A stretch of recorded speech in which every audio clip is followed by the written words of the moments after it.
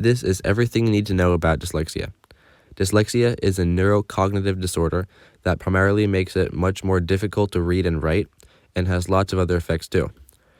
It is an inherited disorder, meaning that depending on the parents' genotypes, the child could be born with it. Dyslexia is the most common neurocognitive disorder in the world, and it affects about 20% of the population. With that said, though, most of these people, it's relatively minor, and it's really the top 3 to 7% of the population that is heavily affected by it. It's also more common in boys than girls, about 3 times more common.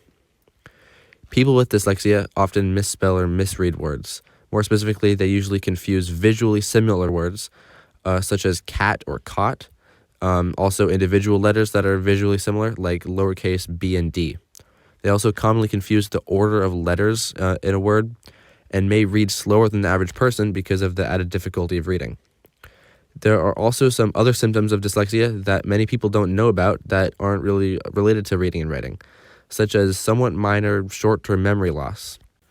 Dyslexia can make math a lot more difficult for some people who have it, as it takes a lot of reading very specific things, writing a lot of specific things, and thinking in a sort of two-dimensional way.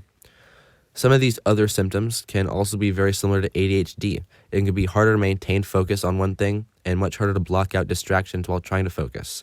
Dyslexia and ADHD also overlap very commonly. People with dyslexia are 6 times more likely to get ADHD than the average person.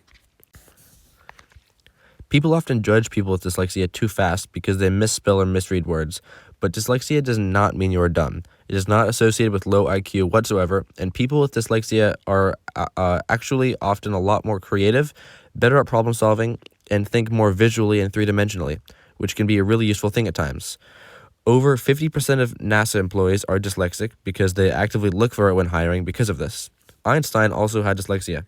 If you think you have dyslexia, you can get an official diagnosis through a diagnostic assessment carried out by a certified dyslexia assessor.